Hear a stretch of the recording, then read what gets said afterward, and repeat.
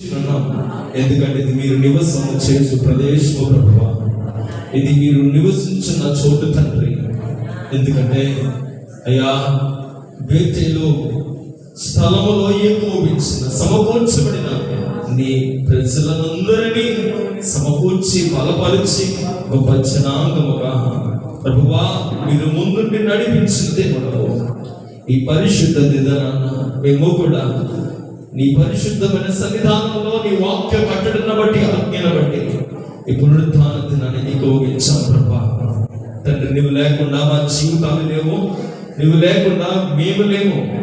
మీరు మమ్మల్ని ఎన్నుకున్నారు, పుట్టించారు, నిలబెట్టుకున్నారు. కాబట్టి ప్రభువా మీ మరలా మీ అంతకు వచ్చి మిమ్మల్ని బ్రతిమాలుకోవడానికి, నీ నామాన్ని హెచ్చించడానికి, మీ ఘనమైన నామములు తండ్రి స్మరించుకోవడానికి మరొక అవకాశం మాకు ఇచ్చారు ప్రభువా. అందరిని బట్టి స్తుతిస్తున్నాను.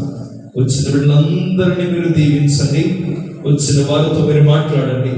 దీనుడిగా నిలబడ్డాను, నన్ను పరిశుద్ధపరిచి పొట్టుకు వేసి నీ అగ్ని వంటి మాటను దీనుడైన నోట ఉంచండి. నన్ను పూర్తిగా విశ్వాధీనపరుచుకునండి ప్రభువా. జ్ఞానముతో ఆత్మతో నింపి ఈ స్థలం ముందు నీ వాక్యమును మీరు ప్రత్యక్షపరచుకునమని, ఇక్కడున్న మాకందరికీ కావలసిన దైవ వాక్యముతో ఈ వాక్యము ద్వారా మాట్లాడమని మా ప్రభు యేసయ్య నామములో ప్రార్థన అడిగి వేడుకుంటున్నాము మా పరమ తండ్రి. ఆమేన్. Praise the Lord. దేవునికి స్తోత్రం చెప్దాం ఒకసారి. హల్లెలూయా, హల్లెలూయా.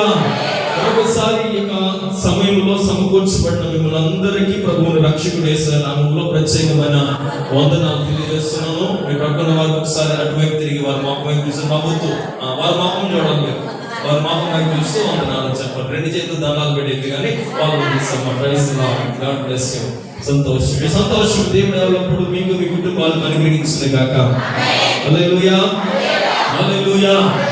దేవుని సన్నిధి మన యొక్క ధననిధి లాంటిది. దేవుని మందిరము, ఆయన నివసించు ప్రదేశము మనకు కావలసినవన్నీ కూడా సమకూర్చది. దేవుని సన్నిధి మనలందరినీ ప్రియులారా ఒక నూతనమైన ప్రజలుగా మార్చింది.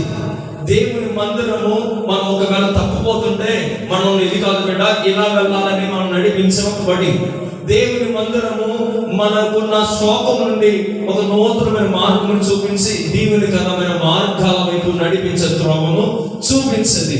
ఎందుకని అంటే దేవుని సన్నిధానంలో వాక్యం ఉంటుంది. ఏముంటుంది? ఒక విశ్వాసం కూడా దేవుని మందిరానికి రావాల్సింది పాటల కోసము లేకపోతే ఇవేది కాదు కానీ దేవుని వాక్యం కోసం రావాలి. నీకు ఇంకా అర్థం కాదు చెప్తాను. స్కూల్ పిల్లలు స్కూల్కి ఎందుకు వెళ్ళాలంటే పుస్తకాలు వాళ్ళ దగ్గర ఉంటాయి, వాళ్ళ ఇంటి దగ్గర కూర్చొని చదివేసుకోవచ్చు. కానీ ఎక్స్ప్లెనేషన్ అనేది టీచర్ మాత్రమే చేయగలరు. ఆ టీచర్ కి ఒక క్వాలిఫికేషన్ ఉంటుంది. ఒక టీచర్ గా నాకు 2 పీజీలు 2 టీచర్ గ్రేడ్స్ ఉన్నాయి. దాన్ని ఎక్స్ప్లెయిన్ చేస్తున్నాను కాబట్టి డిమాండ్ మీద తీసుకుంటారు టీచర్స్. ఎవరైనా ఒక స్కూల్లో టీచర్స్ జాయిన్ అవ్వాలంటే వారు ఖచ్చితంగా బీఈడీ చేస్తున్నారు. అది వారి క్వాలిఫికేషన్. ఎందుకంటే ఒక పిల్లలకు ఎక్స్ప్లెయిన్ చేయాలి అంటే ఆ పాఠాలలో ఉన్నదేంటో ముందుగా టీచర్ కి తెలుస్తుంటారు. దేవుని సంఘానికి వస్తున్న ప్రతి విశ్వాసి ఎందుకు దేవుని మందిరానికి రావాలి అంటే నేను అంటున్నాను ప్రియులారా, దేవుని వాక్యమును వినడానికి. ఎందుకు రావాలి? దేవుని వాక్యమును వినేసి వదిలేస్తుంది కాదు, దేవుని వాక్యాన్ని కూడా నేర్చుకోవడానికి. ఒకటి వినడానికి, నేర్చుకోవడానికి, నేర్చుకున్న దాని ప్రకారం జీవించడానికి. ఈ మూడట్లు ఒకవేళ మీరుంటే దేవునికి స్తోత్రం. లేదు ఏ మెట్లను ఆగిపోతే ఈ రోజే ఒక్కసారి ఆలోచన చేయండి. ఎందుకు దేవుని మందిరానికి రావాలి? దేవుని వాక్యాన్ని వినడానికి, దేవుని వాక్యాన్ని నేర్చుకోవడానికి, నేర్చుకున్న వాక్య ప్రకారం జీవించడానికి. చాలా మంది 2 మెట్లు ఎక్కుతారు కానీ 3వ మెట్టు దగ్గర ఆగిపోతుంటారు.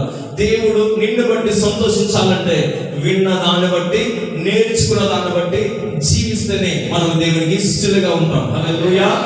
అది అసలైన ఆశీర్వాదం అందులోనే దాగి ఉంటుంది. అందుకే భక్తుడు అన్నాడు, ప్రియులారా నీ వాక్యం నా పాదములకు దీపం అన్నాడు, నీ వాక్యం నన్ను బ్రతికించింది అన్నాడు. ఈ రోజు కూడా దేవుని సంఘముగా సమకూర్చబడిన మనందరికీ కావాల్సింది దేవుని వాక్యం. హల్లెలూయా. ఆ వాక్యము దేవుని మందిరంలో ఉంటే మందిరానికి వచ్చిన వారి జీవితాలు చీకటిగా ఉన్న వారి జీవితాలు ఖచ్చితంగా వెలిగిస్తాడు ఆయన. ఆ వాక్యము దేవుని మందిరంలో ఉన్నవారు అంగీకరిస్తే, ఆ దేవుని ఆత్మతో కూడిన మాటలు వింటున్నప్పుడు ప్రతి వ్యక్తి జీవితాలను దేవుడు బాగు చేస్తాడు. మీరు ప్రార్థనలన్నీ దేవుడు వింటాడు. మీరు అడిగిన సమస్తమును దేవుడు నెరవేరుస్తాడు. వాక్యమును కనుక మీలో ఉంచుకోకపోతే చీకటి ఇంకా మిమ్మల్ని పరిపాలన చేస్తుంటది. వాక్యము కనుక మీరు నేర్చుకోకపోతే ఇంకా అపవాది అనగా లోక సంబంధమైన కార్యకలాపాలు ఇంకా మనలోనే ఉంటుంటాయి. అందుకే దేవుని మందిరానికి వచ్చిన ప్రతి వ్యక్తి ఏమై ఉండాలి అంటే వాక్యమును ఇష్టపడే వారిగా ఉండాలి. అలాంటి వారిని దేవుడు తప్పక దీవించును గాక. మనం చదివిన వాక్య భాగాన్ని పరిశీలన చేస్తున్నప్పుడు ప్రియులారా, ఎందుకు నేను వాక్యం కోసం ఇంతగా ఇంట్రొడక్షన్ చెప్తున్నానంటే, ఒక వ్యక్తి నేమర్ జూనియర్ అనే ఒక వ్యక్తి ఫుట్బాల్ ప్లేయర్ గత సంవత్సరం 2025వ సంవత్సరంలో ఒక ఫుట్బాల్ గ్రౌండ్ లో సాకర్ గేమ్ అంటారు దాన్ని, ఒక సాకర్ గేమ్ ఆడుతున్నారు. ఆ గేమ్ ఆడేటప్పుడు ఈ నేమర్ జూనియర్ అనే వ్యక్తి ఒక గ్రౌండ్ లో గేమ్ ఆడేటప్పుడు తన తలకు 100% 100% జీసస్ అనే ఒక బ్యాండ్ పెట్టుకున్నాడు. నిజంగా జరిగింది చెప్తున్నాను సుమా. 100% జీసస్ అనే ఒక బ్యాండ్ ఎక్కడది, ఒక ఇంట్లో కాదు, ఒక దారిని వెళ్ళిపోవడం కాదు, ఒక బైక్ మీద కూర్చుని కాదు, ఒక సాకర్ గేమ్ ఆడే పెద్ద గ్రౌండ్ లో అతను కూడా వెళ్ళి అందరితో పాటు టీమ్స్ ఉంటాయి. వాస్తవానికి మన ఇండియా టీం చూసుకుంటే ఒక క్రికెటర్కి కోట్లు పెట్టి కొనుక్కుంటారు. కోట్లు, ఒక క్రికెటర్ ఆడాలంటే ఒక టీం దొరికిన కోట్లు, లక్షలు కాదు కోట్లలో కొనుక్కుంటారు. ఇద్దరు కూడా ఒక స్పాన్సర్ వచ్చి, ఇదిగో నేను 45 కోట్లు పెడతాను, మినిమం $5 లక్షల నేను నీకు స్పాన్సర్ చేస్తున్నాను, నువ్వు నెగ్గాలి, నువ్వు నా పక్షాన ఆడాలి అని ఒక వ్యక్తి కోరుకుంటే, ఆ వ్యక్తి అడిగాడు, ఖచ్చితంగా ఆడతాను అన్నాడు. అయితే ఆ స్పాన్సర్ ఈ నేమర్ జూనియర్ అనే ఈ ప్లేయర్ యొక్క స్పాన్సర్ అన్న మాట ఏంటో తెలుసా? నేను నీకు $5 లక్షల నేను నీకు ఇవ్వాలి అంటే, $5 లక్షల ఇవ్వాలంటే, కోట్ల రూపాయలు నీకు ఇవ్వాలంటే నీ తలకు పెట్టుకున్నావు చూసావా, 100% జీసస్, 100% యేసయ్యే అని పేరు పెట్టుకున్నా కదా, ఈ బ్యాండ్ తీసేయని చెప్పాడంట. అతను అన్నాడట, నా ప్రాణం పోయినా నేను ఊరుకుంటాను కానీ ఈ బ్యాండ్ తీసేస్తా మాత్రం నేను గేమ్స్ ఆడను, నీ కోట్లు కూడా నాకు అవసరం లేదని ఆ డబ్బులు వదిలేసుకున్నాడు. హల్లెలూయా, హల్లెలూయా. వాక్యము తెలిసిన వారు ఎప్పుడు యేసయ్యను కనపరుస్తారు. ప్రేమల వల్ల వాక్యము అందుకే నేర్చుకోవాలని చెప్తున్నాను. ఎన్ని సంవత్సరాలుగా దేవుని మందిరానికి వచ్చిన కూర్చుని వెళ్ళిపోతున్నా నీ అక్కర్లన్నీ యేసయ్య తీరుస్తాడు, కానీ నీ ద్వారా యేసయ్యకు అవమానమే. ఎందుకంటే నీవు వాక్యాన్ని గెలిపించడానికి ప్రయత్నం చేయగా నీ ఇష్టాన్ని గెలిపించడానికి ప్రయత్నం చేస్తున్నావు. అతనికి ఏ లోటు లేదు. ఆ యొక్క ప్లేయర్కి కోట్లు ఉన్నా సరే అతనికి అవకాశం ఎప్పుడు కూడా, అతను డబ్బుల కోసం ఆడరు, ఒక దేశం కొరకు ఆడుతుంటారు గేమ్స్ ఆడేవారు. అంతేకాదు తమ కుటుంబాల కొరకు లేకపోతే దేశం కొరకు కొంతమందికి సహకరించడానికి ఈ ఆటలాడే చాలా మంది టాలెంటెడ్ పర్సన్స్ ఆటలాడుతుంటారు. ఇప్పుడు వారి ఆస్తులు చూస్తుంటే ఒక ఉన్నతమైనవి ఉంటాయి, కానీ ఆ కోట్ల కంటే ఆ కోట్లు ఇచ్చే యేసయ్య నాకు కావాలని కోరుకున్నాడు. అంటున్నాము, మనం యేసయ్యను కోరుకుంటే మనము కోరుకున్నవన్నీ యేసయ్య మనకి ఇస్తాడు. హల్లెలూయా, హల్లెలూయా. ఇప్పుడు సంఘము పోకడే ఎలా ఉండాలి అంటే, నీవు కోరుకునవలసిన కోరుకోకూడదు, యేసయ్యను మొదటగా కోరుకోవాలి. యేసయ్యను కోరుకుంటున్నప్పుడు ఆయన అంటున్నాడు, నీ కోరికను నేను సిద్ధింపజేస్తాను, నీ ఆలోచన యావత్తు నేను సఫలపరుస్తాను. ఆమె చెప్దామా? హల్లెలూయా. చాలా సార్లు మన ఉద్దేశాలు మన స్వచిత్తమై ఉంటున్నప్పుడు మనం దైవ చిత్తానికి వ్యతిరేకముగా అడుగులు వేస్తూ ఉన్నాం. దేవుని చిత్తానికి అడుగులు వేస్తున్నప్పుడు ఏమవుతుంది అంటే, దేవుని ఉగ్రత మన వెనుక వస్తుంటుంది. ఇంకా మీకు స్పష్టంగా చెప్పాలంటే, అపవాది తన ఇష్టాన్ని, తన చిత్తాన్ని మనలో, మన కుటుంబాలలో, మన జీవితాలలో జరిగిస్తున్నాడు. అపవాది తన చిత్తాన్ని మనలో జరిగించిన కారణం ఎవరు అంటే, దేవుడు ఏమాత్రము కూడా కాదు. మరి ఎవరంటే, మన ఆలోచనలు, మన కోరికలు, మన తలంపులు, మన యొక్క ఊహ జనితమైన పద్ధతులు, అలవాట్లు ఏం చేస్తున్నాయంటే మనల్ని దేవునికి దూరముగా, లోకానికి అనగా అపవాదికి సమీపముగా నడిపిస్తున్నాయి. దాని ద్వారా మనం ఏమవుతున్నామంటే దేవునికి చాలా దూరం అయిపోతున్నాం, శోధన పడిపోతున్నాం, ఉగ్రత పాలైపోతున్నాం. ఇశ్రాయేలు జనాంగము అదే ఉగ్రతలో ఉంటున్న సమయంలో దేవుడి ప్రియులారా వారిని కనికరించాడు, కృప చూపాడు, వారి పట్ల ఒక ఉద్దేశం నిర్ణయించుకున్నాడు. ఎందుకంటే దేవుడి వాగ్దానము ఎప్పుడూ మారదు. మనుషులు మారినా, చెప్తారు మాట, మనుషులు మారినా నేను మారిన దేవుని వాగ్దానము మారదు. హల్లెలూయా. మానవుని విధానం వైఖరి అంతా చాలా వ్యత్యాసం ఉంటుంది.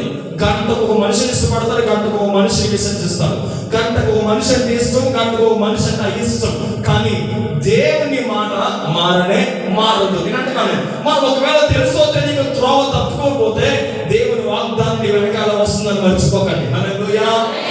ఒకవేళ మన ఆలోచన విధానం బట్టి, ఒకవేళ ఈ శరీర విధానం బట్టి మనం ఒకవేళ త్రోవ దూరం అయిపోయినా దేవుని వాగ్దానాన్ని వెనకాల ఉంటుంది. నువ్వు ఇలా తిరిగిన వెంటనే వాగ్దానాన్ని ముందు కనిపిస్తుంది. హల్లెలూయా. ఇదే పరిస్థితి ఈ గ్రంథంలో మనం ధ్యానించవచ్చు.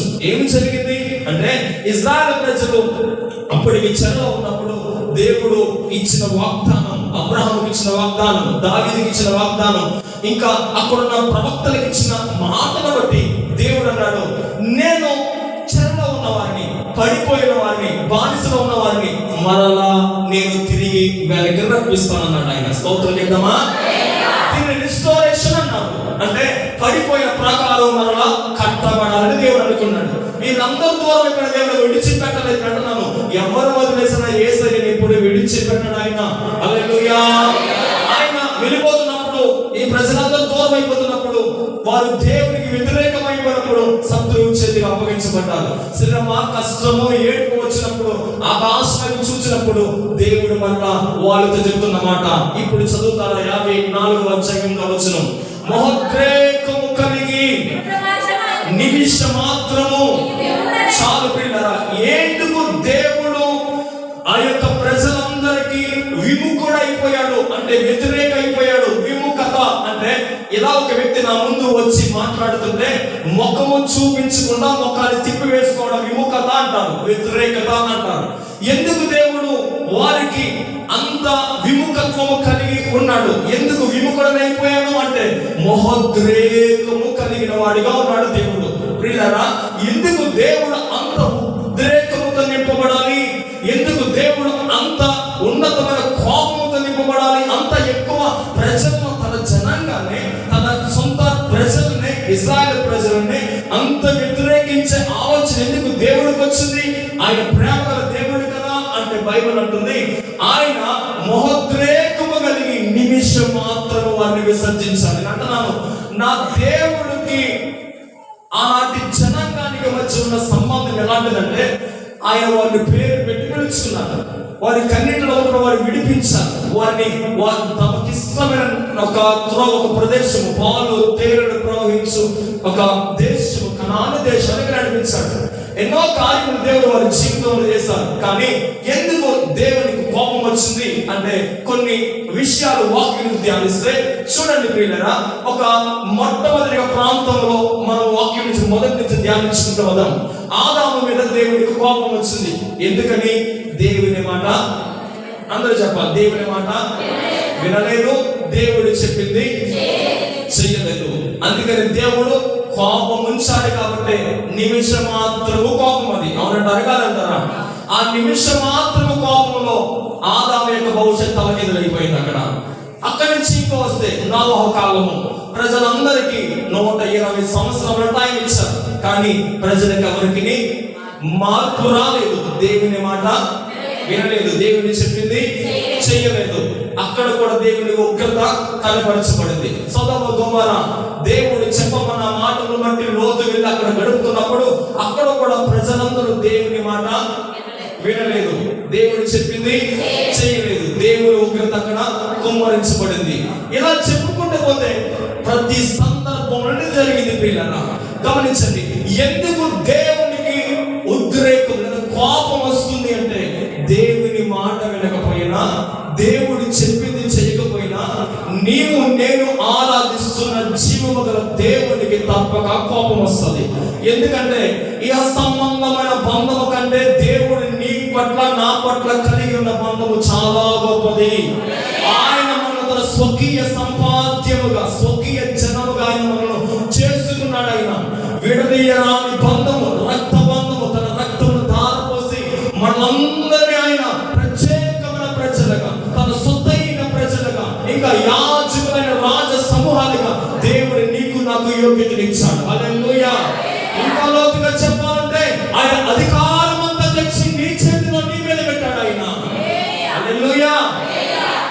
ఆయన బిడ్డలుగా మనం ఆయన మాట వినకపోయినా, ఆయన చెప్పింది చేయకపోయినా దేవునికి చెప్పాలి, ఏమొస్తుంది?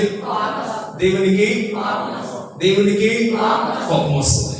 గ్రహించండి, దేవుడిని చెప్పింది చేయకపోయినా, దేవుని మాట వినకపోయినా, ఏంటి దేవుడు చెప్పేది? దేవుని వాక్యం. ఏంటి దేవుని మాట? దేవుని వాక్యం. అందుకే దేవుడు మహోద్రేకము కలిగి, నేను గత రాత్రి ఒక మాట అన్నప్పుడు కొంచెం నా హృదయం నొచ్చుకున్నాను. అమ్మగారు అన్నారు, ఇలా హరికి ఫ్యాన్ ఇలా తగిలిందట అన్నప్పుడు. మొన్న ఆదివారం నేను వారితో ఒక మాట మాట్లాడాను. నేను మొన్న ఆదివారం ఒక మాట ఇక్కడ నిలబడి మాట్లాడాను. నేను గమనించండి ప్రియమైన వాళ్ళారా, దేవుడు ఎప్పుడు మనం శిక్షించడానికి కాదు, మనం త్రిప్పడానికి, ఆయన మనం సరి చేయడానికి కోపపడతాడు ఆయన. హల్లెలూయా, హల్లెలూయా. ఒక మానవుడు వెళ్ళరాని మార్గాల్లో ఒకవేళ భయంకరమైన కష్ట క్లిష్ట పరిస్థితులు వెళ్తున్నప్పుడు అక్కడ దేవుని వైపు ఖచ్చితంగా చూడాలి.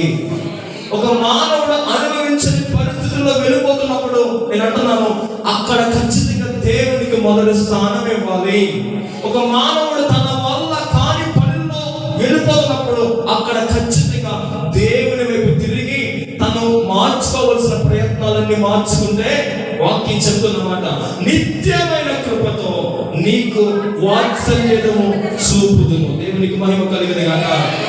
ఆయన కోపము, ఆయన వ్యతిరేకత నిమిషం మాత్రం ఉంటుందట. కానీ మనం ప్రభువుకు త్రిప్పబడితే ఆయన వాత్సల్యమట నిత్యమో ఉంటుంది. నిత్యమైన కృపతో నీకు వాత్సల్యము చూపుదును. నిత్యమైన కృపతో నీకు వాత్సల్యము చూపుదును. నిత్యమైన కృపతో నీకు వాత్సల్యము చూపుదును. నిత్యమైన కృపతో నీకు వాత్సల్యము చూపుదును. దేవుని నామానికి స్తోత్రం చెప్తామా? హల్లెలూయా, హల్లెలూయా. ఎందుకు దేవుని వాత్సల్యం మనకు కావాలి? ఆయన ఏమన్నారు? ఇదిగో నా కృప నీ మీద ఉంటుంది, నిత్యం ఉంటుంది, నీ ప్రతి పరిస్థితి మారుతుంది. లేకపోతే ఆయన అక్కడ చెప్పిన వాగ్దానం ఏంటి అంటే పిల్లరా, నిత్యమైన కృపతో నీకు నేనేం చూపిస్తాను తెలుసా? వాత్సల్యంలో చూపిస్తాను.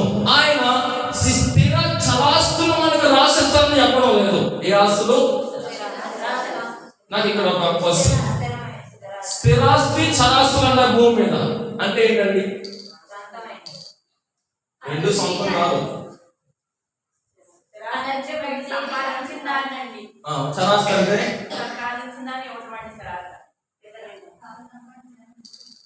స్థిరాస్తి అంటే స్థిరముగా ఉండిపోతాయి. గమనించండి, అవి స్థిరముగా ఉండే కొన్ని ఆస్తులు, స్థిరాస్తులు, దాన్ని ఎవరు కూడా కలవచ్చలేరు. ఖచ్చితంగా నా తర్వాత నేనే అనుభవిస్తాను, అది నా తర్వాత మా కుటుంబాన్ని అనుభవిస్తాను. చరాస్తులు అలా కాదు. అవి ఏమవుతాయంటే కదిలిపోతుంటాయి. చర జీవులు అంటారు, భూమి చర జీవులు, కదిలే జీవులు అంటారు కదా, అవి మారిపోతుంటాయి. ఇలా కొన్ని ఆస్తులు ఉంటాయి, అంటే మారిపోయే ఆస్తులు అవన్నీ కూడా మార్చబడుతూ ఉంటాయి. గమనించండి, ఈ దేవుడు మనల్ని స్థిరాస్తులుగా చేసుకున్నాడు కానీ చరాస్తులుగా చేయలేదు. హల్లెలూయా, హల్లెలూయా. గమనించండి, దేవుడు అలాంటి వాగ్దానాన్ని ఇక్కడ చెప్పలేదు. కానీ ఈ మాటలు ఆయన అన్నాడు, నేను నీకు ఇది ఏది కాదు, నిత్యమైన కృపతో నీకు వాత్సల్యము చూపి. ఈ మాటలు అందరూ చెప్పాలి. నేను 6 సార్లు చెప్పాను, ఇప్పటికి మీరు ఒక్కసారి కూడా చెప్పడం లేదు. నిత్యమైన కృపతో నీకు వాత్సల్యము చూపుదును. గట్టిగా ఆమోదించుదామా? హల్లెలూయా. దేవుని సంగముగా సమకూర్చబడిన ప్రతి జీవితాన్ని దేవుడు నూతన పరుచును గాక. ఆయన వాత్సల్యం మనందరి మీద అనుగ్రహించబడును గాక. దేవుని వాత్సల్యం చూపిస్తాను, చూపుతున్నాడు ఆయన, నీకు ఇస్తానంటున్నాడు. ఎందుకు దేవుని వాత్సల్యం అంటే ఏంటి? ఇంగ్లీష్ లో కైండ్నెస్ అని ఉంది, ఇంకొక ట్రాన్స్లేషన్ లో మర్సీ అని ఉంది. ఇలా రకరకాల అర్థాలు ఉన్నాయి. అసలు వాత్సల్యం ఎందుకు కావాలి అంటే, మొట్టమొదటిగా చూడండి ప్రియులారా, ఇర్మియా గ్రంథము 16వ అధ్యాయము, ఇర్మియా గ్రంథము 16వ అధ్యాయము 5వ వచనాన్ని చదివితే ఇలా ఉంది. అక్కడ యెహోవా ఇలాగు సెలవిచ్చుచున్నాడు, నేను ఈ ప్రజలకు నా సమాధానము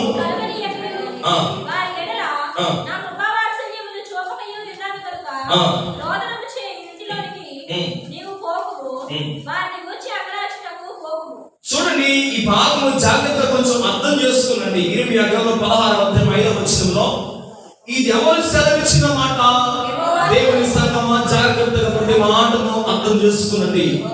యెహోవా సెలవిచ్చిన మాట ఏంటంటే, నేను ఈ ప్రజలకు నా సమాధానము కలుగనీయకయు వారి ఎడల నా కృపా వాత్సల్యములను చూపకయు ఉన్నాను. కాబట్టి రోదనముచ్చే ఇంటిలోనికి నీవు పోకు, వారిని గూర్చి అంగలార్చుటకు పోకుము, ఎవరిని ఓదార్చుటకు వెళ్ళకుము. ఇదే యెహోవా వాక్కు. హల్లెలూయా.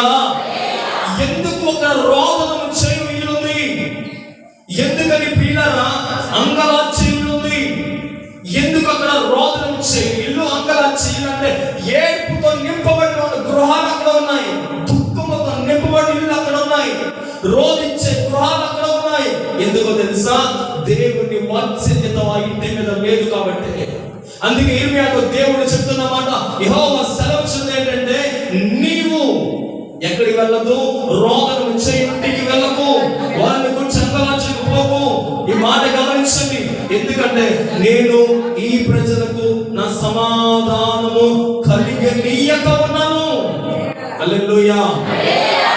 ఎందుకు వారు రోధించే వారిగా ఉన్నారు? ఎందుకు అంగలార్చే వారిగా ఉన్నారు అంటే, ఇదిగో ఈ ప్రజలకు నా సమాధానము కలిగనీయక, ఇంకా వారి ఎడల నా కృపా వాత్సల్యమును చూపగా ఉన్నాను. ఏమి చూపలేదు దేవుడు? కృపా వాత్సల్యమును చూపలేదు కాబట్టి ఆ ఇంటికి రోదనమును, అంగలార్పును. జాగ్రత్త గ్రహించండి. కానీ ఈ నెలలో ఈ ఫిబ్రవరి 1వ తారీఖున దేవుని మాట ఏంటో తెలుసా? మనము దైవిక తలంపులతో దేవుని యందు బహుభయమును, భక్తి కలిగి మనం నడుచుకుంటున్నప్పుడు, ఆయన మార్గం వెతుకుతున్నప్పుడు ఆయన అంటున్నాడు, నేను నీ ఎడల కృపా వాత్సల్యమును చూపుదని చెప్తున్నాడు. ఆయన కృపా వాత్సల్యము, ఆయన వాత్సల్యము నీ పట్ల చూపిస్తే, ఆయన నీ పట్ల వాత్సల్యము కలిగి ఉంటే అంటున్నాను, నీ ఇంటికి రోదన అంగలార్పు ఉండదు.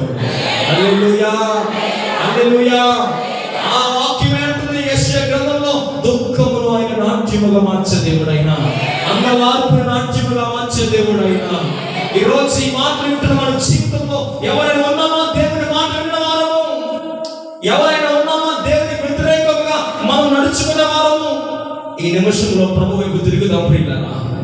ఈ నిమిషం ఒక్కసారి ఆలోచన మార్చుకుందాం. ఆయన చూద్దాం. ఆయన అంటున్నాడు, ఇదిగో ఒకప్పుడు నేను ఈ పట్ల ఉద్రేకము కలిగి ఉన్నాను, నేను విసర్జించాను, నీకు విముఖుడనయ్యాను.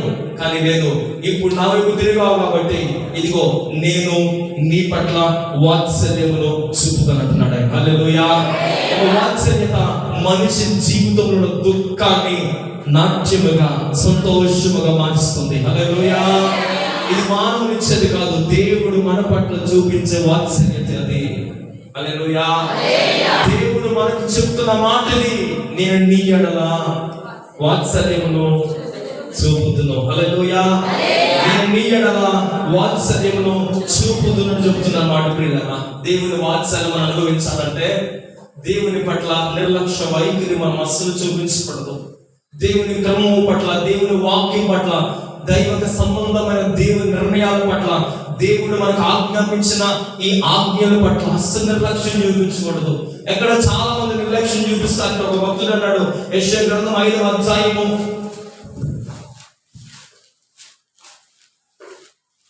యెషయా గ్రంథం 5:24 వచనంలో ఇలా దేవుడు చెప్తున్నాడు, సైన్యములకు అధిపతి యెహోవా యొక్క ధర్మశాస్త్రమును నిర్లక్ష్య పెట్టుదురు. ఏ నిర్లక్ష్య పెడుతున్నారట? దేవుని వాక్యమే కదండి ధర్మశాస్త్రం అంటే. దేవ సంగమా, దేవుని బిడ్డలారా, నీ దీవెనంతా నీ ముందే చెప్పాలి. ఎక్కడుందో తెలుసా? ఎక్కడుందో తెలుసా? దేవుని యొక్క వాక్యంలోనే ఉందండి. ఎక్కడ వెతకొద్దు. నీ దీవెనంతా దేవుని వాక్యంలోనే. నువ్వు పై ఆనందాన్ని కోరుకోవద్దు. నీ దీవెన, నీ భవిష్యత్తు, ఆశీర్వాదం, తరతరాలకు ఇవ్వాల్సిన దీవెనంతా, నీ కుటుంబానికి ఇవ్వాల్సిన దీవెనంతా ఇందులో ఉంది. ఇక్కడ ఇది ప్రజలు ఏం చేస్తున్నారు? దేవుని ధర్మశాస్త్రాన్ని నిర్లక్ష్య పెడుతున్నారట. ఈ ధర్మశాస్త్రమే కదా వారికి క్రమం నేర్పించేది. ఈ ధర్మశాస్త్రమే కదా వారికి ఒక నీతి విధానాన్ని, జీవితాన్ని జీవింపజేసేలా చేసేది. మన దేశానికి బ్రిటిష్ వాళ్ళు వచ్చిన తర్వాత రూల్స్ అండ్ రెగ్యులేషన్స్ లేవు. బ్రిటిష్ వాళ్ళు వచ్చి వెళ్ళిపోయిన తర్వాత రూల్స్ కానీ రెగ్యులేషన్స్ కానీ లేదు. ఇదిగో ఈ ఊరు ఎక్కడ దాకా, ఈ ప్రాంతం ఎక్కడ దాకా, లేకపోతే మీ పొలం ఎక్కడ దాకా, అలాంటివి ఏమీ లేవండి. ఎవరికి నచ్చినట్లు వాళ్ళు ఉండేవారు. అప్పుడు ఏం చేశారంటే ఒక ఊరిని, ఒక పంచాయతీని, ఒక జిల్లాలు, ఒక మండలాలు, రాష్ట్రాలు ఇవన్నీ విభాగించి ప్రతి ఊరికి, ప్రతి రాష్ట్రానికి, మన దేశంలో ప్రతి ఏరియాకి ప్రజలకు మధ్య సర్వోదయం ఇచ్చేసారు. దానికి కాన్స్టిట్యూషన్ అనేది వచ్చింది. నేను మొన్న చెప్పాను, దేవుని వాక్యం ఎందుకు మనకి ఇవ్వాలి అంటే, గమనించండి, మనం దేవుని వాక్యాన్ని అనుసరించి నడుచుకోవడానికి. ఎందుకు దేవుని వాక్యం మనకి ఇవ్వబడింది అంటే, దేవుని మాట ప్రకారము జీవించడానికి, నిర్లక్ష్యం పెట్టడానికి కాదు. దేవుని వాక్యాన్ని నిర్లక్ష్య పెట్టిన జీవితాలు మనం చూడండి ప్రియులారా. దేవుని మాట నిర్లక్ష్య పెట్టిన జనాంగాలను చూడండి ప్రియులారా. వారు పైకి భక్తుల వలె ఉన్నారు, కానీ దేవుని మాట నిర్లక్ష్య పెట్టి పర్వాలేదు అని ప్రవర్తించారు. వాక్యం మనం చదివితే సౌలు దావీదు, చెప్పండి, సౌలు దావీదు. సౌలు ఉండగానే దావీదు మరొక రాజ్యం మీద విజయం తెచ్చాడు సౌలుకి. సౌలు హలో మిస్టర్ డేవిడ్ వచ్చి కూర్చో అని తన సింహాసనం ఎదురుగుండా ఒక మంచి కుర్చీ వేశాడు. ఎక్కడ వేశాడు? తన కొడుకు కుర్చీ పక్కన వేశాడు. సింహాసనం ఎదురుకుండా వేశాడు. ఆ ఎదురుకుండా ఎవరు కుర్చీ ఉంది? దావీదు. దావీదు పక్కన ఎవరు కుర్చీ ఉంది? కొడుకు పేరు చెప్పొచ్చు కదా, కొడుకు అన్నాను. యోనాతాను గారి పక్కన కుర్చీ వేశాడు.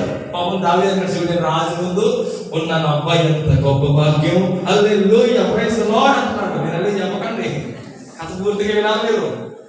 లోపలైతే బల్లు రెడీగా పెట్టుకున్నాడు పక్కన, గోడకి దాడేసి. ఎక్కడ ఉంది? ఏమంటారు దాన్ని? బతికం లేదు బైబిల్లో. ఈటే ఎక్కడ? వెనకాల. లోపల మండిపోతుంది. అరే సౌలు వేల కొలది, దావీదు 10,000 కొలది. సౌలు కోమో 100 చప్పట్లు, 10 చప్పట్లు కొడుతుంటే దావీదు కంటే 100 చప్పట్లు కొడుతున్నారు. ఇతనికి విషపు చూపు. బల్లును తీసి దావీదు మీద తీసిరాడట. చూడడానికి ఏమన్నాడు? ఇన్విటేషన్ పంపించింది ఎవరు? సౌలు. బల్లును తీసి పొడుస్తానంటుంది ఎవరు? ఎంతగా నటిస్తున్నాడు సౌలు ఇక్కడ. ఇలా బైబిల్లో ఇంకా చూపిస్తాను. అమ్నోను తామారు చెప్పాలి. ఎవరండి? అమ్నోను తామారు కథ ఏంటి తెలుసా? తెలుసుకోవాలి, ఎవరు తెలుసుకోవాలి. అమ్నోను తామారు చెల్లి. దావీదు యొక్క కుమారుడు అమ్నోను, దావీదు యొక్క కుమార్తె తామారు. తను పైకి నటిస్తున్నాడు తనకు అనారోగ్యం ఉందని, కానీ లోపలైతే స్వార్థ పూర్తిమైన కోరికలతో నింపబడిపోయాడు. తద్వారా అమ్నోను జీవితం ఏమైంది? చావు, నాశనం అయిపోయింది. దేవుని వాక్యాన్ని లెక్క చేయకుండా, దేవుని ధర్మశాస్త్రాన్ని లెక్క చేయకుండా, దేవుని ఆజ్ఞను నిర్లక్ష్యం పెట్టిన వారి జీవితం నడతాము అపవాది యొక్క కోరలోకి వెళ్ళిపోతుందండి. అందుకే నువ్వు ఎవరు నిర్లక్ష్యం చేసినా జీవము గల దేవుని మాటను అస్సలు నిర్లక్ష్యం పెట్టద్దు. హల్లెలూయా, హల్లెలూయా. దేవుని వాక్యం ఎరుగుండి కూడా ప్రియమైన ప్రజలు ఏం చేస్తున్నారంటే, దేవునికి అబ్రహాం మా తాత దేవుడు అంటే మహా ఇష్టము గలవాడు. అయ్యా నా తండ్రి యాకోబు దేవుని యొక్క భయము కలిగిన వాడు, నా తల్లి ప్రార్థన ద్వారా దేవుడు నన్ను ఆమెనించాడు అని తెలుసుకుని యాకోబు ఏం చేయాలో తెలుసా? నా తండ్రి తర్వాత ఆ దీవెన నా తండ్రి ఎలా దీవిస్తే అదే దీవెన అనుకోవాలి. అలా అనుకోవడం లేదు. యాకోబు యొక్క దీవెన పొందుకోవడానికి యాకోబు ఏం చేస్తున్నాడంటే నటిస్తున్నాడు. నేను ఇప్పుడు చెప్పిన లిస్ట్ అంతా ఎవరి పేరు చెప్పాను?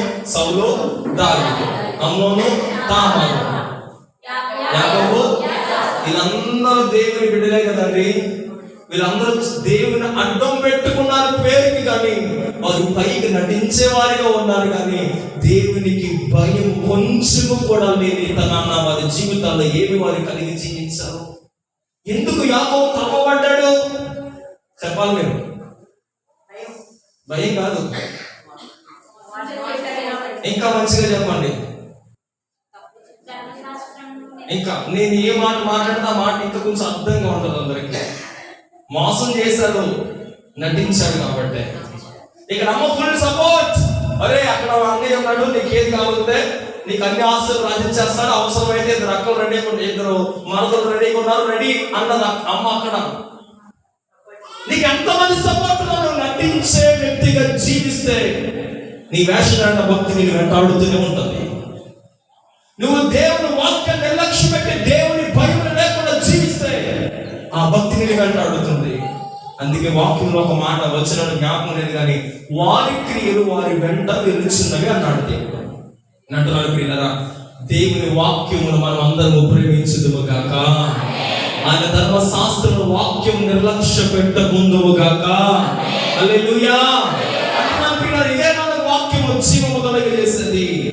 అందుకనే గమనించండి ప్రియులారా, దేవుని వాక్యం ఎప్పుడు కూడా మనం నిర్లక్ష్య పెట్టకూడదు.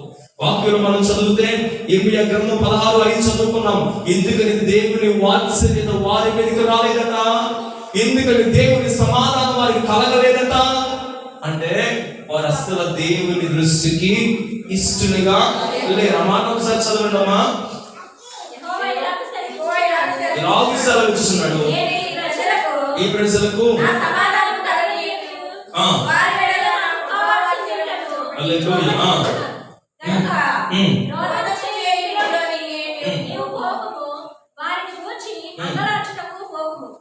చూడండి. ఇంకా ఒక్కసారి మనం పరిశీలన చేస్తున్నప్పుడు ప్రియులారా, ఎందుకని ఈ మాట ప్రభు వారు సెలవిస్తున్నారు అంటే, మీరు 16వ అధ్యాయం మీరు గృహాలకు వెళ్ళిన తర్వాత చదవండి.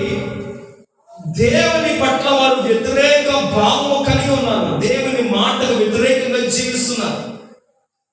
చూడండి 15వ అధ్యాయంలో ఈ భాగము ప్రభు వారు చెప్తున్నారు 19వ వచనంలో, కాబట్టి యెహోవా ఇలాగ సెలవిచ్చును, నీవు నా తట్టు తిరిగినెడల నీవు నా సన్నిధి నిలిచినట్లు నేను నిన్ను తిరిగి రప్పింతును.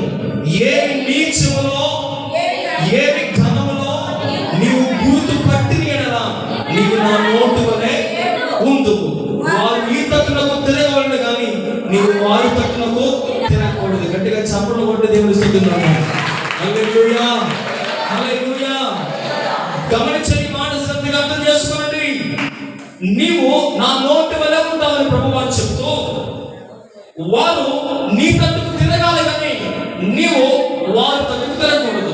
ఈ మాటను వెంటనే చేసుకోండి, మనసులో పెట్టండి, రాసుకోనండి. ప్రభు వారు మాట్లాడుతున్న మాట, వారు నీ తట్టు తిరగాలి కానీ నీవు వారి తట్టు తిరగకూడదు. ఆ ప్రజలకు దేవుడు అంటే ఎవరో తెలియదు, వారి కాచిన రక్తదానంలో విలువ ఏంటో తెలియదు, నీవు నమ్మిన దేవుని యొక్క వాక్యం అంటే వారికి తెలియదు, దేవుడు ఆజ్ఞాపించిన కట్టడలు ఏంటో తెలియదు, వాక్య నిబంధనలో ఏమి చెయ్యాలో ఏమి చేయకూడదు తెలియదు. కానీ నీవైతే క్రీస్తు రక్తం ద్వారా కడగబడి ప్రత్యేకింపబడి ప్రభువుకి ఇష్టమైన బిడ్డగా మార్చబడ్డావు. నిన్ను చూసి వారు నీ తట్టు తిరగాలి కానీ నువ్వు వారి వెనకాల పరిగెత్తకూడదు.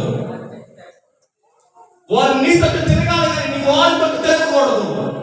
వారి తట్టు తిరిగితే అని అంటాడు.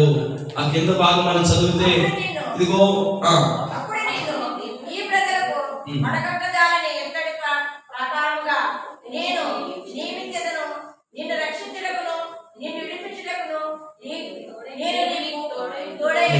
ఈ భాగం మనకు అర్థం కావాలంటే ఇదంతా ప్రభు అంటున్నారు. అంత పైకి వచ్చిందని చదివితే మీకు అర్థం అవుతుంది. పైన ఏమో రాయబడింది నేను చదువుతున్నాను, ఒకసారి చూడండి. అమ్మ వచ్చిన కూడా చెప్తాను.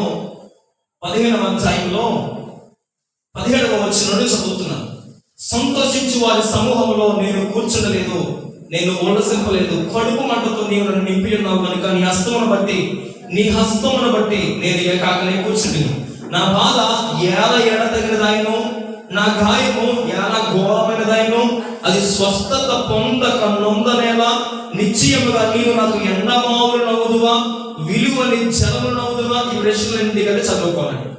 ఇలాంటి వాటిని బట్టి దేవుడు చెప్తున్న మాట, నేను నీ పట్ల వాత్సల్యం కృపా వాత్సల్యం చూపించాలంటే ఆయన చెప్తున్న మాట ఏంటో తెలుసా, నీవు నా తట్టు తిరగాలి. నీవు నాట తిరిగితే ఇహమందున్న వారు నీ తట్టు తిరగాలి. దైవజనమా, నీ ఆత్మీయ భక్తి ద్వారా నీ ప్రార్థన జీవితం ద్వారా ఎవరైనా నీ దగ్గరకు వచ్చి ప్రభువుని గనపరిచిన సాక్ష్యాలు ఏమైనా ఉన్నాయా? నీ ప్రార్థన జీవితాన్ని బట్టి నీ కుటుంబం పట్ల కానీ, ఇరుగు పొరుగు వారి పట్ల కానీ ఇంపాక్ట్, ప్రార్థన యొక్క ప్రభావం చూపింపబడిన అనుభవాలు ఏమైనా ఉన్నాయా మన ముందు? ఒక అగరొత్తు మూల వెలిగిస్తే ఊరంతా వీరంతా కూడా శబ్దం ఏంటిది? సువాసన వస్తుందట. ప్రార్థన ధూపం లాంటిదని ప్రభు వారు చెప్తారు. సమయంలో ధూపం వేసినప్పుడు అక్కడ దేవుడు అతనికి తెలియజేస్తుంది ఏంటంటే, ఇదిగో ఒక సౌలు వస్తున్నాడు, అతను రాజుగా చేయాలి. మరలా సమయంలో ప్రార్థిస్తున్నప్పుడు దేవుడు చెప్తున్నాడు, ఇదిగో దావీదును రాజుగా చేయాలి. ఏలియా ధూపం వేస్తున్నప్పుడు దేవుని కార్యాలు ప్రత్యక్షపడుతూ ఉంటున్నాయి. నేను అంటున్నాను ప్రియులారా, మన ప్రార్థన మన వాక్య జీవితము దేవునికి ఇంపైన ధూపముగా మార్చబడినప్పుడు మన వెనుకాల దేవుని కార్యములు కూడా కనపరచబడుతూ ఉంటుంటాయి. హల్లెలూయా, హల్లెలూయా. దేవునికి ఎప్పుడు కూడా మనం ఎలా ఉండాలంటే ఆయన వాత్సల్యత మనం పొందుకునే వారిగా ఉండాలి. హల్లెలూయా, హల్లెలూయా. లోక సువార్త 1వ అధ్యాయము 79వ వచనము. దేవుని వాత్సల్యము ఎందుకు కావాలి అంటే, మొదటి మాట, అంగలార్పు ఆనందముగా మార్చబడాలి అంటే నీకు నాకు దేవుని యొక్క వాత్సల్యము అవసరం. అంగలార్పు ఆనందముగా మార్చబడాలంటే దేవుని యొక్క వాత్సల్యము అవసరము. చదవండి లోక సువార్త 1వ అధ్యాయము.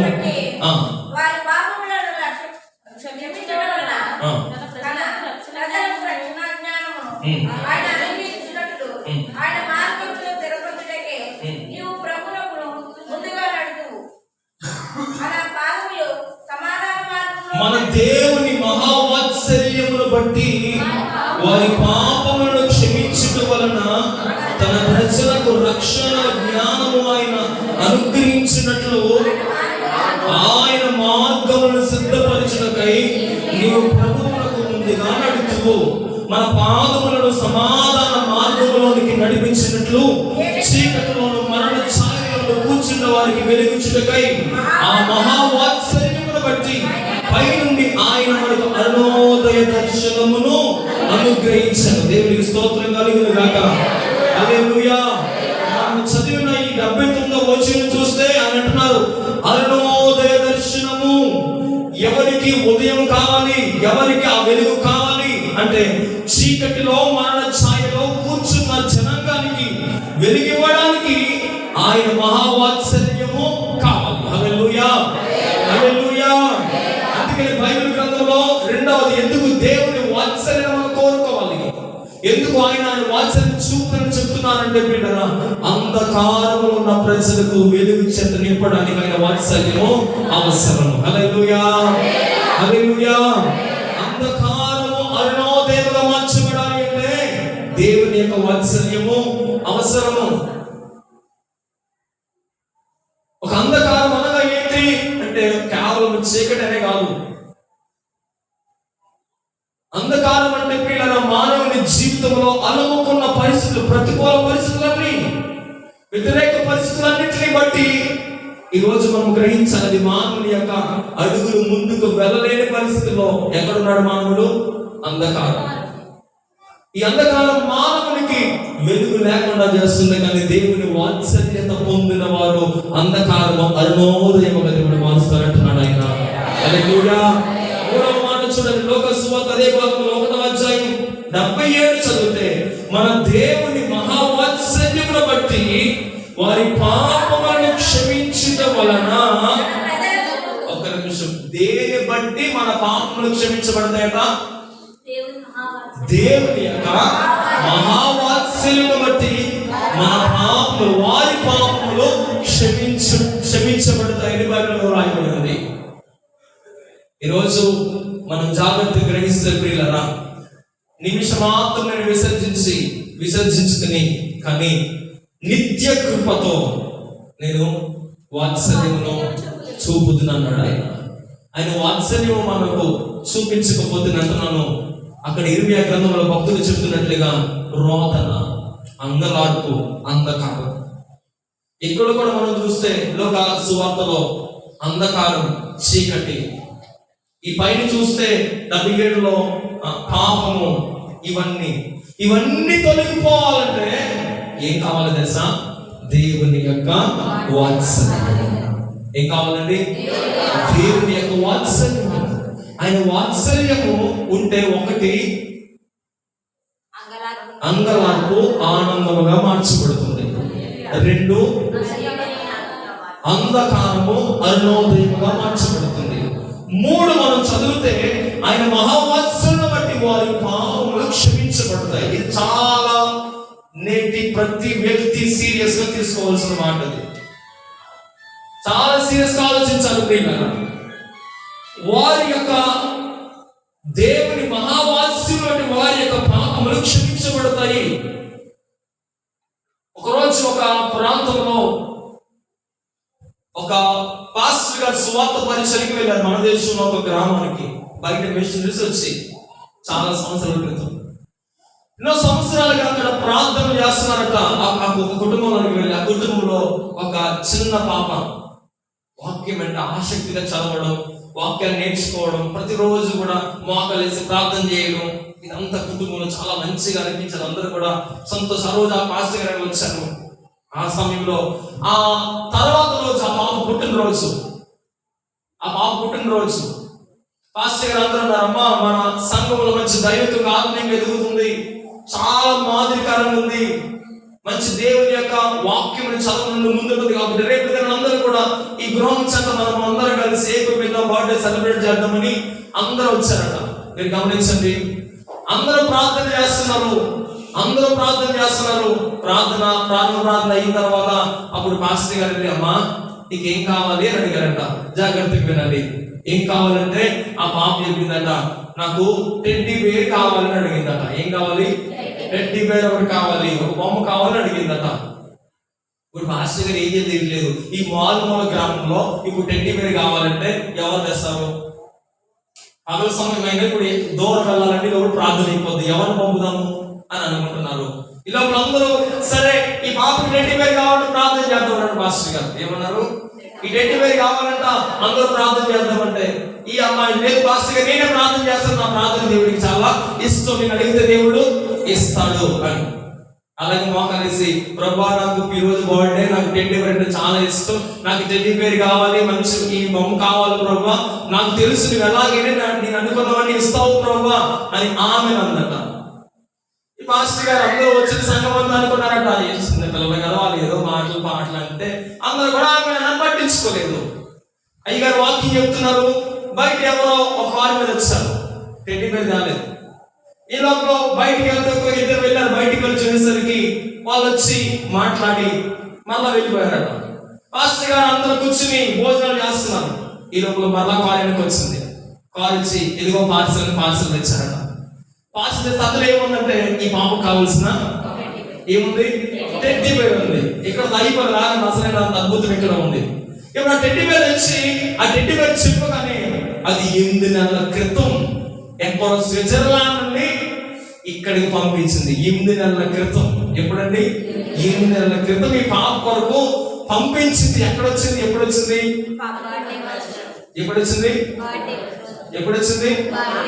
ఈ పాప ప్రార్థన చేసిన రోజు వచ్చింది. ఎప్పుడొచ్చిందండి? ప్రార్థన చేసిన రోజున, అడిగిన రోజున వచ్చింది.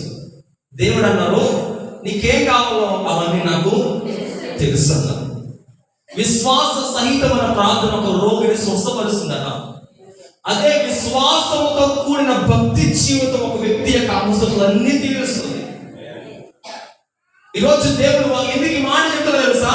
ఆ విశ్వాసముతో అడుగులు వేస్తున్నప్పుడే, ఆయన వాత్సల్యత నీ మీద కుమ్మరింపబడుతున్నప్పుడే నీ అంధకారము, నీ చీకటి, నీ పాపము పరిశుద్ధతగా మార్చబడతాయి.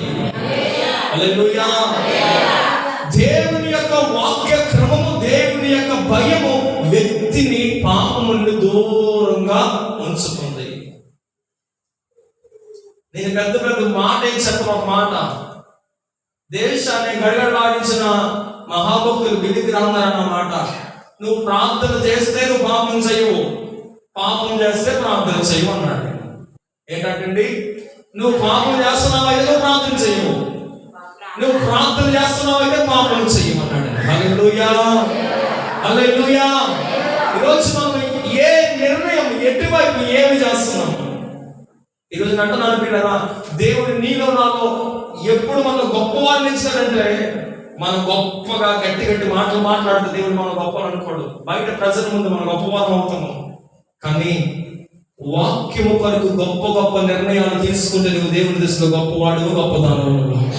హల్లెలూయా, హల్లెలూయా, హల్లెలూయా. ఈరోజు గమనించండి పిల్లరా, దేవుని వాత్సల్యం మనకు చాలా అవసరం అండి. ఆయన వాత్సల్యము 70 సంవత్సరాలు ఆ యొక్క చెరలో ఉన్న వారి మీద ఉంది కాబట్టి వారి మరలా వెనక రక్షించబడ్డారు. అదే వాత్సల్యం దేవుడు నీకు చూపుతానని వాగ్దానం చేస్తున్నాడు ఆయన. ఆ వాత్సల్యం నీ మీద ఉంటే ఒకటి అంగలార్పు ఆనందముగా మార్చబడుతుంది, 2 అంధకారము అన్నంతేగా మార్చబడుతుంది, 3 పాపములన్నీ క్షమించబడతాయి. ఈరోజు ప్రభు వారి దగ్గరికి వచ్చాం మనం అందరము. ఎందుకు ప్రభు వారి దగ్గర రావాలి? మనం 42 ప్రభు వాళ్ళ దగ్గరికి ఎందుకు స్వీకరించాలి? ఎందుకు ప్రభు వాళ్ళను మనం అంగీకరించాలి? ఎందుకు దేవుని యొక్క బలను మనం అంగీకరించాలి? ఎందుకు అందరూ ప్రభు వాళ్ళని తీసుకోకూడదు?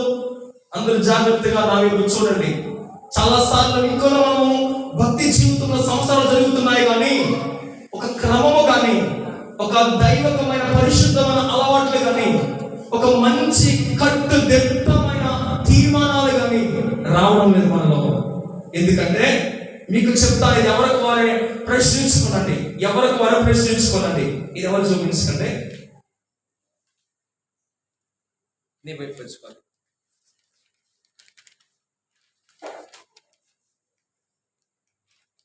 ఇంకొకరు వస్తారా? నీ బయట పెట్టుకో, అవి వస్తారు. ఓకే, ఇప్పుడు ఈ లెక్కలంతా ఏంటిది? అక్కడి నుంచి ఇది చదవండి. ఇది అమ్మాయికి చూపించండి. ఇందులో ఇదేంటిది? అయ్యా చెప్పాలందరూ. ఇదేంటంటిది? లోకము. ఏంటంటిది? లోకము. లోకములో ఉన్నదేది? మనం ఒకప్పుడు ఎక్కడ ఉన్నాము? ఎక్కడున్నాము? మొదటి పేతురు పత్రిక నేను చూపిస్తున్నాను. మొదటి పేతురు పత్రిక 4వ అధ్యాయము 3వ వచనం. మొదటి పేతురు పత్రిక 4వ అధ్యాయము నేను చదువుతున్నాను 1 నుంచి 3 వచనాలు. క్రీస్తు శరీరమందు శ్రమపడిన గనుక మీరును అట్టి మనస్సును ఆయుధముగా ధరించుకొనండి. శరీర విషయంలో శ్రమపడిన వాడు శరీరమందు జీవించు. మిగిలిన కాలము ఇక మీదట మనుజాసలను అనుసరించి నడుచుకొనక దేవుని ఇష్టానుసారముగానే నడుచుకున్నట్లు పాపముతో జోలి ఇక నేమియు లేక ఉండును. మనము పోకిరి చేష్టలు, దురాశలు, మద్యపానము, అల్లరితో కూడిన ఆటపాటలు, త్రాగుబోతుల విందులు, చెయ్యదగని విగ్రహ పూజలు మొదలైన వాటి యందు నడుచుకొనుచు అన్య జనుల ఇష్టము నెరవేర్చుచుండుటకు గతించిన కాలమే చాలు. అంటే ఒకప్పుడు ఇప్పుడు మనం రక్షింపబడ్డాం, దేవుని బిడ్డలం. ఒకప్పుడు మనం అన్ని ఏమై ఉన్నాము, ఏం చేస్తున్నాము? లోకంలో ఉన్న వారందరూ కూడా. ఇక్కడ ఉన్న మేమందరం ఎవరు? మేమందరము లోకము. చెప్పాలి ఎవరండి? అమ్మ చెప్పాలి ఎవరు?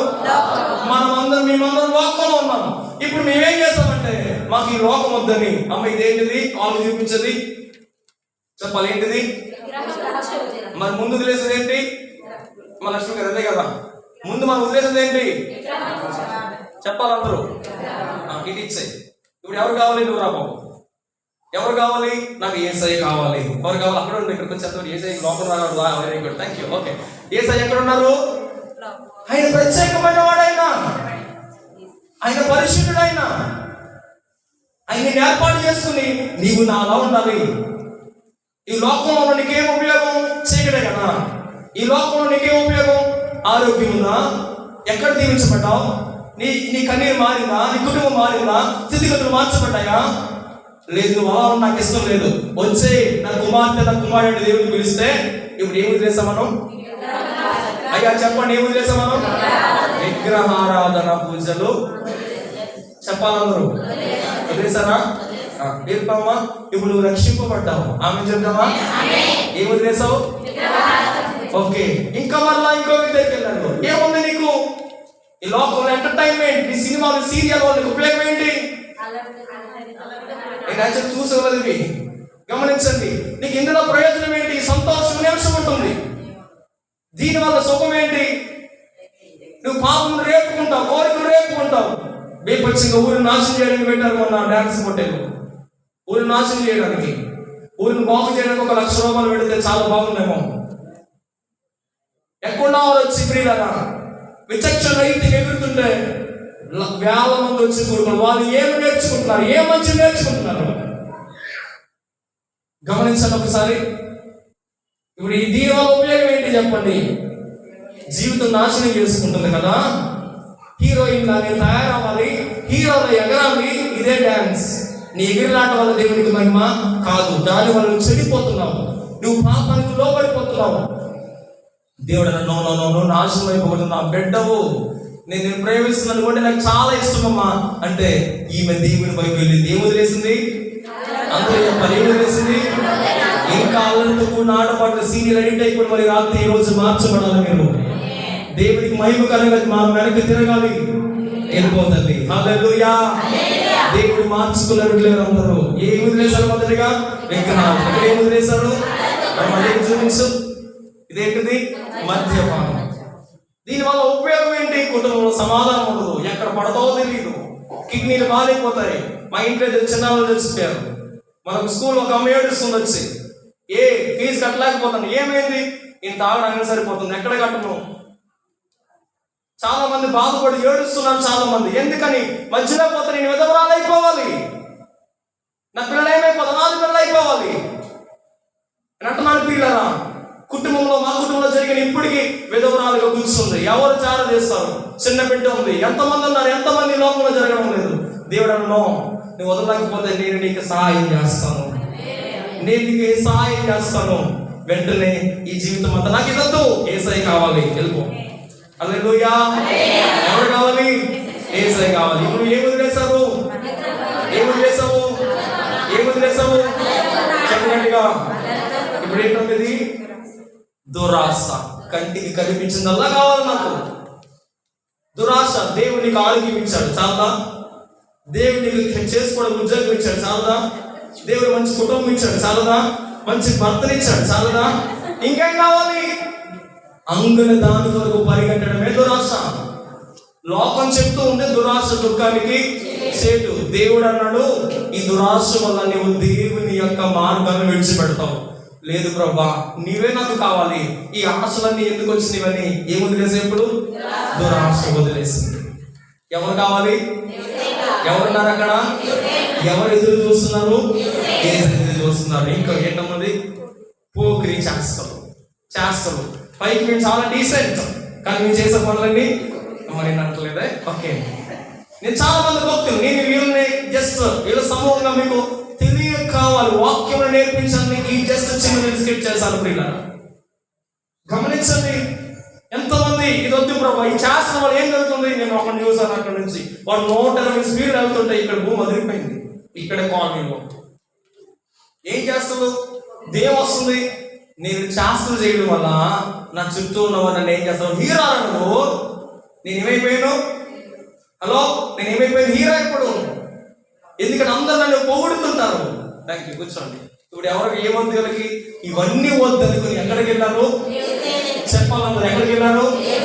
ఎంతమంది మళ్ళీ వీళ్ళ దగ్గరికి రావడం లేదు. ఇప్పుడు వద్దనుకుని వెళ్ళిపోయారు. ఇప్పుడు వీటిని వదిలేయాలా? మళ్ళీ వీళ్ళ దగ్గర రావాలా? చాలా మంది మళ్ళా వెనక్కి వచ్చి వీటిని తీసుకుంటున్నారు. నేను ఎందుకు చెప్తున్నానంటే పిల్లరా, ఇలా మనల్ని మనుషులుగా మార్చడానికి